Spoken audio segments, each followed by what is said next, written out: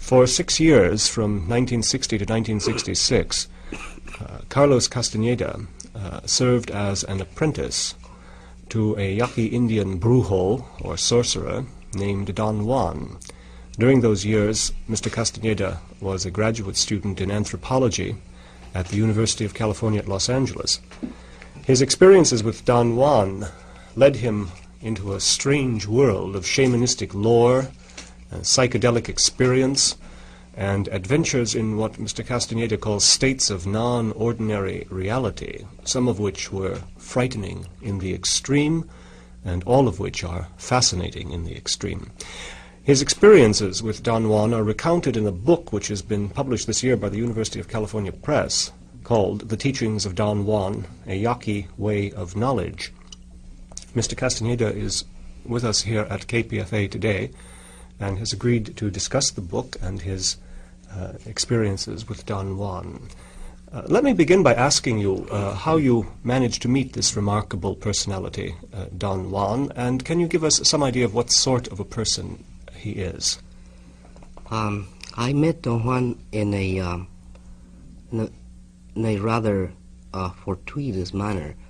I was doing at the time, in 1960, I was collecting ethnographic data on the use of medicinal plants among the Arizona Indians. And a friend of mine, who was my guide on that enterprise, knew about Don Juan. He knew that Don Juan was a very learned man in the use of plants, and he intended to introduce me to him, but we never got around to do that. One day, when I was about to return to Los Angeles, we happened to see him at a bus station, and my friend went and talked to him, and then he introduced me to the man, and I began to tell him that my interest was plants, and that especially about peyote, because somebody had told me that this old man was very learned in the use of peyote. And we talked for about 15 minutes while he was waiting for his bus, or rather I did all the talking. And he didn't say anything at all. He kept on staring at me from time to time. And that made me very uncomfortable, because I didn't know anything about peyote. And he seemed to have seen through me. After about 15 minutes, he got up and said that perhaps I could come to his house sometime where we could talk with more ease. And he just left. And I thought that the attempt to meet him was a failure, because I didn't get anything out of him. And my friend thought that it was very common to get a reaction like that from the old man, because he was very eccentric. But I returned again, or perhaps a month later, and I began to search for him. I didn't know where he lived, but I found out later where his house was, and I came to see him. At first, I approached him as a friend. I like, for some reason, I liked the way he looked at me at the bus depot. There was something very peculiar about the way he stares at people, and he doesn't stare. Usually, he doesn't look at anybody straight in the eye, but sometimes he does that, and it's very remarkable. And it was more that stare which made me go to see him than my interest in anthropological work. So I came various times, and we developed a sort of friendship. He has a great sense of humor, and that eased the things up. About how old a man was he when you met him? Oh, he was in his late 60s, or 69 or something. Mm. Now, you identify him in the book as a brujo. Can you give us some idea of what this means, and to what extent Don Juan is connected, if at all, with some sort of an ethnic background, a tribal background, or is he pretty much of a lone wolf? The word brujo is the Spanish acception, and it could be translated in various ways. In English, could render as sorcerer or witch, medicine man, or herbalist or curer. And of course, the technical word shaman. Don Juan does not relate or does not define himself in any of those ways. He thinks of himself that perhaps he is a man of knowledge. That's the term he uses, man of knowledge. A man of knowledge. Or one who knows. He uses that interchangeably. And as far as his tribal allegiances, I think Don Juan is very much, I think his emotional ties are with the Yaquis of Sonora, since his father was a Yaqui from one of the towns in Sonora, one of the Yaqui towns. But his mother was from Arizona. Thus he has sort of a divided origin, which makes him very much a marginal man. Then at the present, he has family in Sonora, but he doesn't live there. He lives there part of the time, perhaps. Does he have any formal livelihood? How does he earn his way in the world? I wouldn't be able to discuss that. Rather, I don't think that I could at the moment. Now, one point I'd like to clear up. It's something that I wondered about as I read the book. The book consists in large part of recordings of your own experiences in using the herbs and mushrooms and so on, and that Don Juan introduced you to, and then long conversations with Don Juan. How were you able, just as a technical problem, how were you able to keep track of your experiences over such a long period of time? How were you able to record all of this? It seems difficult, but since one of the items of the learning process is a recapitulation of whatever you experience, in order to remember everything that happened, I had to make mental notes of all the steps, of all the things that I saw, all the events that occurred during the states of, let's say, expanded consciousness or whatever. And then it was easy to translate them into writing after, because I had them all meticulously filed, sort of, and in my mind. That's as the experience itself goes. But then the questions and answers, I simply wrote them down. Oh, you were able to take notes while you were... Not at the very beginning of our relation, you see, I never took any notes. I took notes in a covert manner. I had a pad of paper inside my pockets, my big pockets of my jacket, and I used to write inside my pockets. It's just a technique, that ethnographers use sometimes, to take covert notes. And then, of course, you have to work very hard to decipher what you've written. Yes. But it has to be done very quickly, very fast. As soon as you have time, you cannot postpone anything. You cannot let it go for the next day or something, because you lose everything. Since I think I work compulsively, I was capable of writing down everything that took place very, very shortly after the events themselves. I must say that many of the dialogues are extremely fascinating documents. Don Juan, as you record his remarks, has a certain amount of eloquence and imagination. Well, I say it's very. He's very artful with the use of words, and he thinks of himself as a talker, although he doesn't like to talk.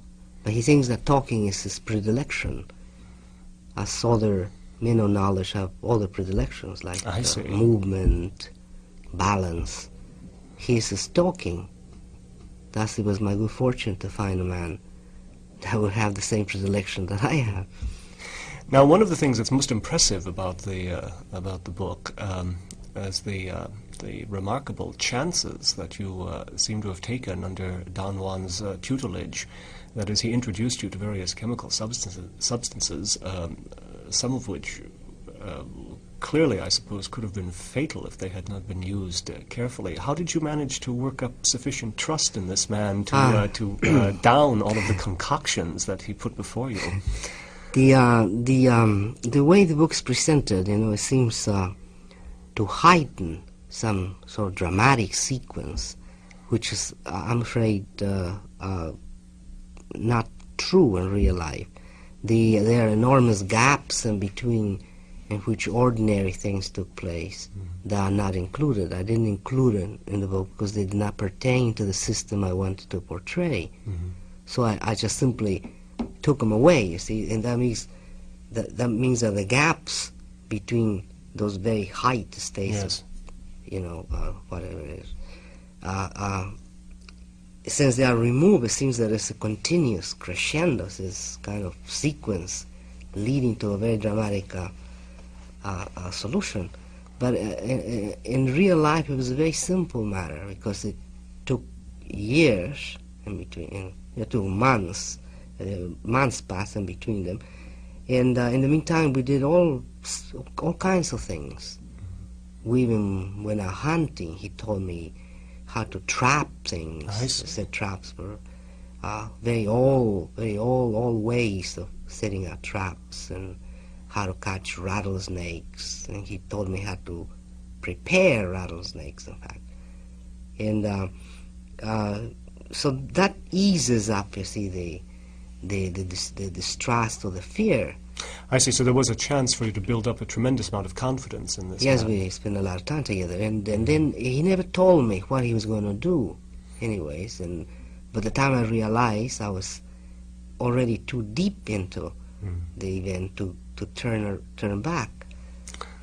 Now, the heart of the book, at least as far as my reading was concerned, certainly the most fascinating part of the book, has to do with your experiences with what you term non-ordinary reality. And many of these experiences, as you recount them, have a great deal of cogency to them. That is, they are experiences that seem to come very close to demonstrating the validity of practices like divination. And then on the other hand, you have experiences that at the time seem to have been tremendously vivid experiences of flight and of being transformed into various animal forms.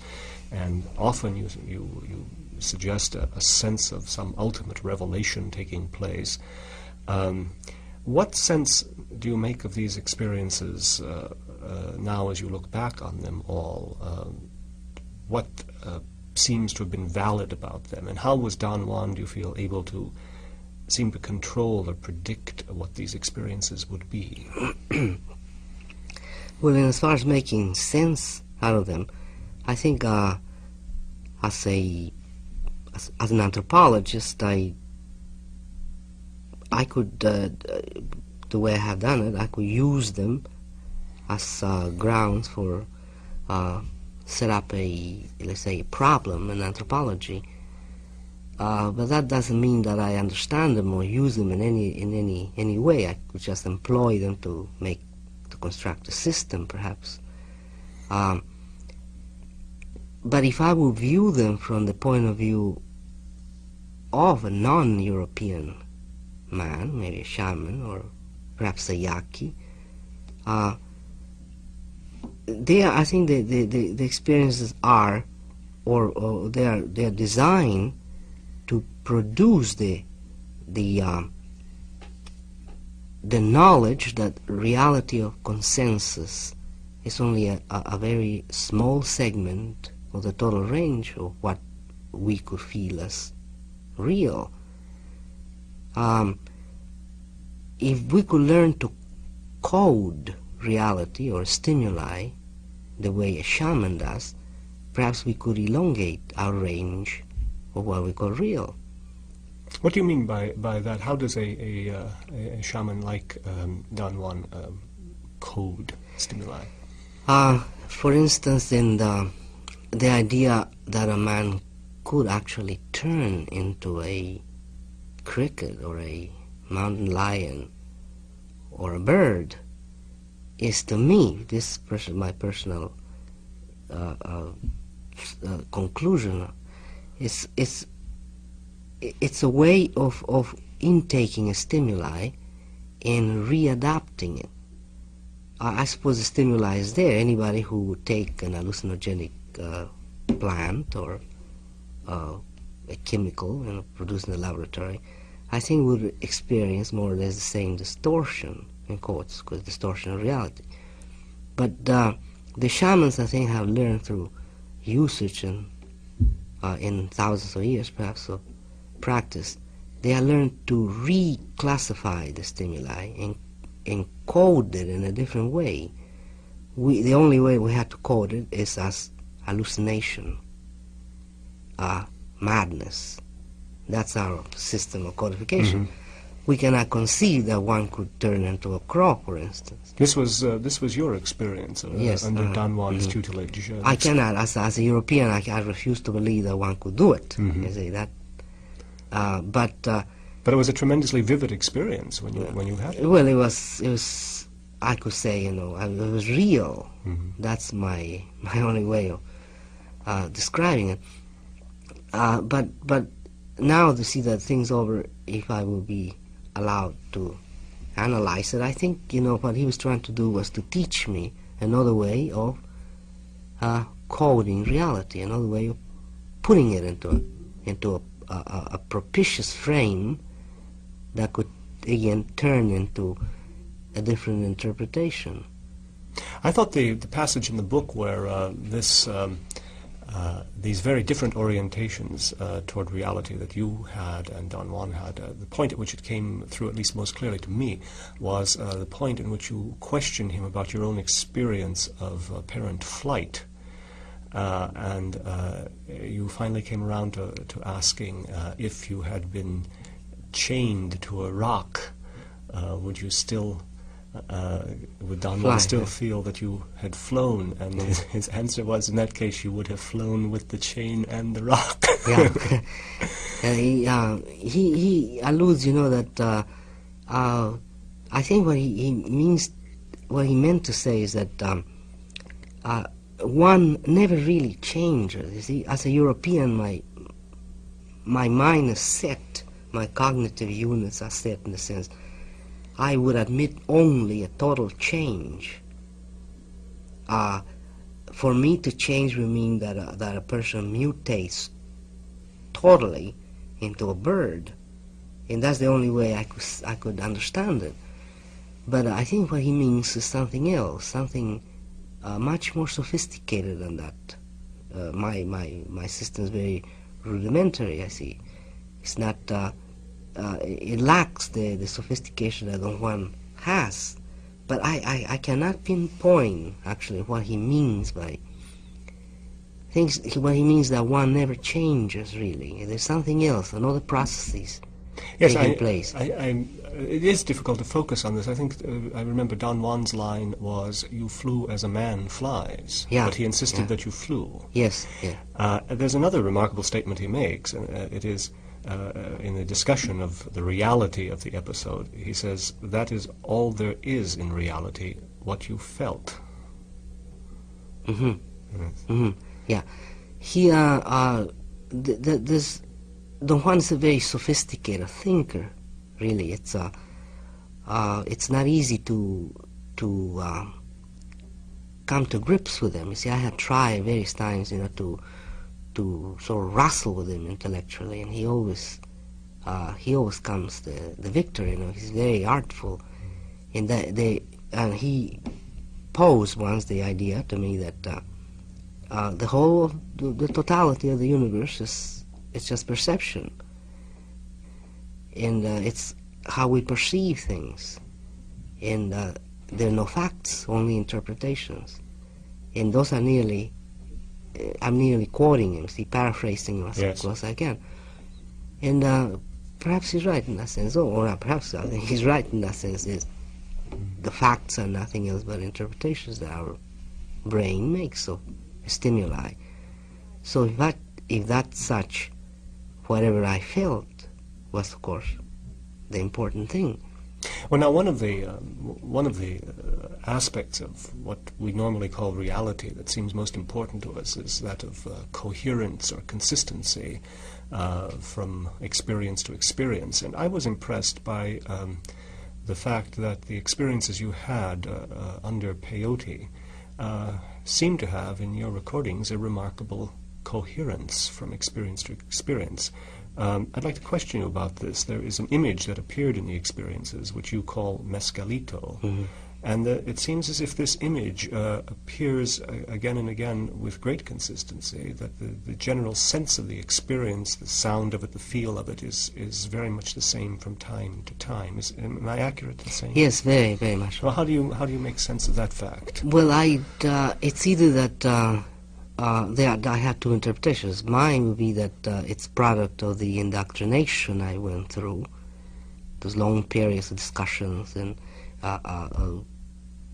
where instruction was given. Well, now, did Don Juan ever tell you how mescalito was to look? No, not look. Once I constructed, I think, the composite in my mind, the idea that it was a homogeneous and totally a protector and a very sturdy deity may have helped me to maintain that mental composite, or perhaps the deity exists outside of ourselves, as he says, completely outside of me as a man, as a feeler, and all it does is manifest itself. Now, I thought your description of this image of mescalito was very vivid and very impressive. Do you think you could possibly, just to draw out one aspect of the book, describe what this figure seemed like to you? Oh, well, it was truly an anthropomorphic composite. It was not truly a man, but it looked like a cricket, and it was very large. Perhaps larger than a man, and it looked somehow like the surface of the cactus, the peyote cactus, and that was the top. It looked like a pointed head, but it had human features in the sense of eyes and a face. Yes. But it was not quite human either. It was something different about it. And the movements, of course, were quite extraordinary because they hopped. Now, when you described this experience to Don Juan, how did he deal with it? Was this the right image? Or no, he didn't care at all about my description of the form. He was not interested at all. I never told him what the form. He discarded it all. I wrote it down because it was quite remarkable for me as the man who experienced it. It was just extraordinary. It was truly a shocking experience. Thus, I record everything that I experienced, but insofar as telling him, he didn't want to hear about it. He said that it was unimportant. All he wanted to hear was whether how close he let me come in this anthropomorphic composite. At the time I saw it, let me come very close. I nearly touched him. And that, in Don Juan's system, I suppose, was a very good turn. And he was interested in knowing whether I was frightened or not. And I was very frightened. But insofar as the form, he never made any comment, or he didn't even show any interest in. I'd like to ask about one particular set of experiences. We don't have to go into them in detail here. I think we might simply tempt the listeners to look at the book and read the actual details of the experience, but your final experience with Don Juan is one of extreme fearfulness. Why do you think he led you into this final situation, at least final in your relationship with him, in which, I mean, he very literally seemed to scare the hell out of you? What was the purpose of that? It seemed almost, as you recorded, it seemed at points almost deliberate cruelty. What do you think he was up to when he did that?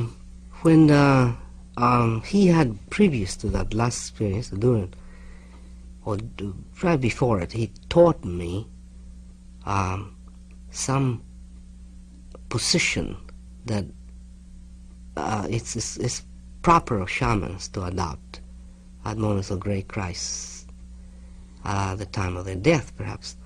It's a form that they would adopt, and it's something that they would use. It's a sort of validation. It's the signature, let's say, that or they prove that they have been men. Before they die, they will face their death and do this dancing, and then they will yell at death and die. And I asked Don Juan, you know, what would be so important? You know, since we all going to die, what difference does it make whether we dance or we cry or we scream or yell or run? And he felt, you know, that the question was very stupid, because by having a form, a man could validate his existence. He could really reaffirm that he was a man, because essentially that's all we have. The rest is unimportant. At the very last moment, you see, the only thing that a man could do was to reassert that he was a man. So he taught me this form, and in the course of the event, this very frightening set of circumstances or actions, I was forced nearly to exercise this form and use it. It brought a great amount of vigor to me.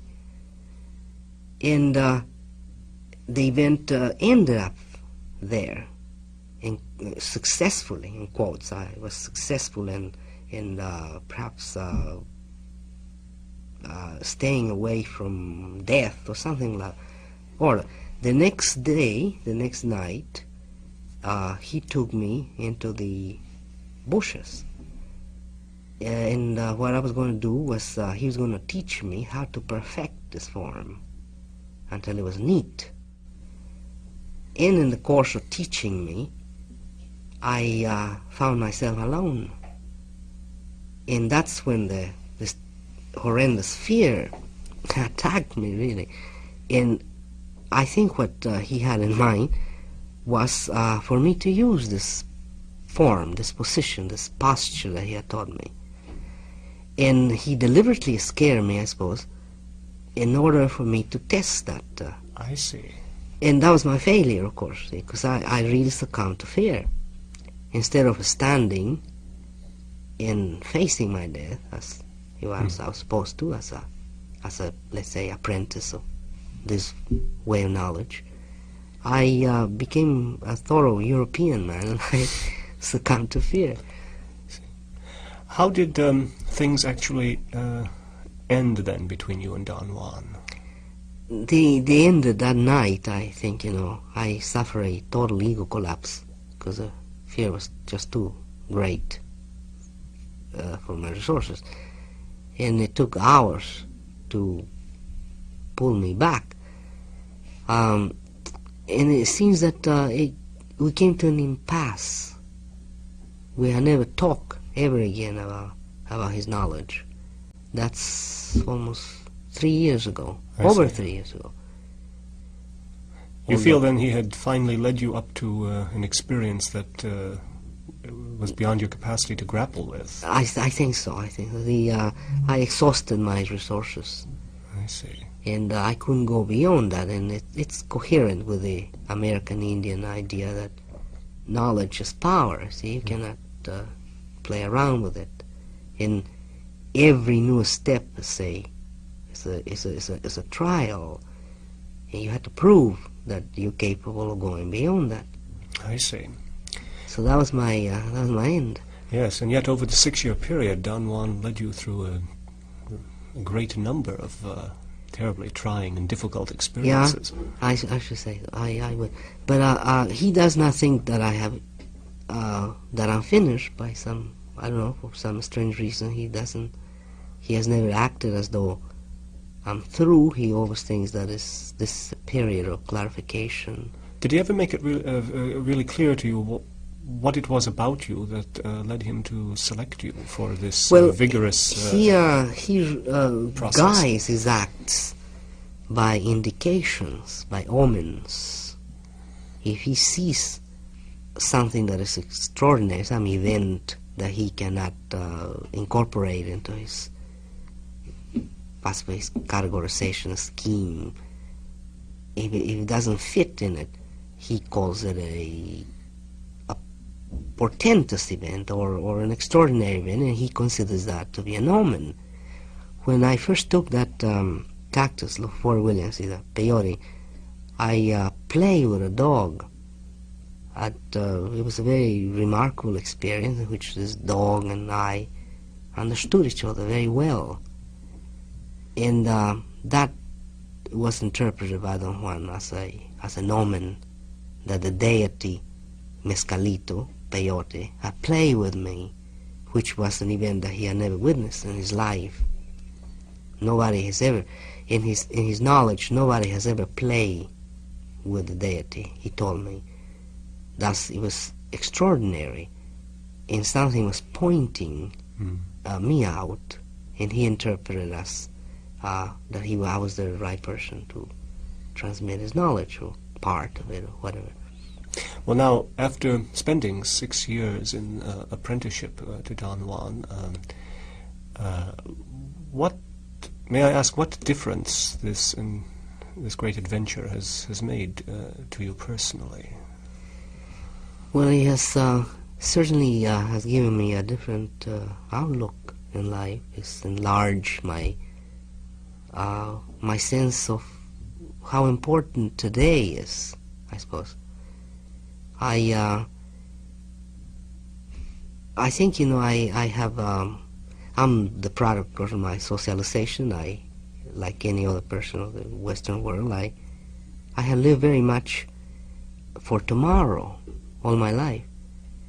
I sort of saved myself up for another great future, something of that order.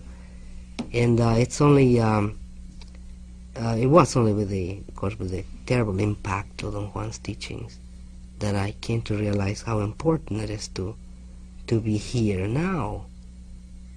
And it renders the idea of entering into states to what I call of non-ordinary reality. Instead of disrupting the states of ordinary reality, they render them very meaningful. I didn't suffer any disruption or any disillusion with what goes on today. I don't think it's a farce. While I could say that I would have tended to think that it was a farce before, I thought that I was disillusioned, and I was an artist.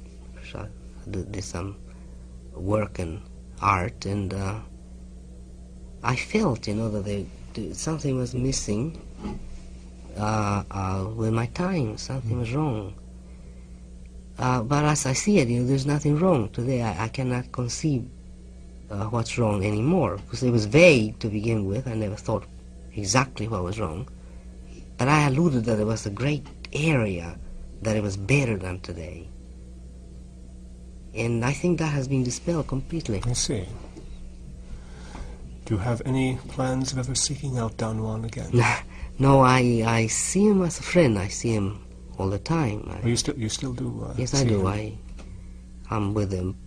I have been with him lots of times since the last experience I narrate in the book. But as far as seeking his teachings, I don't think I would. I sincerely think that I don't have the mechanics. One final question.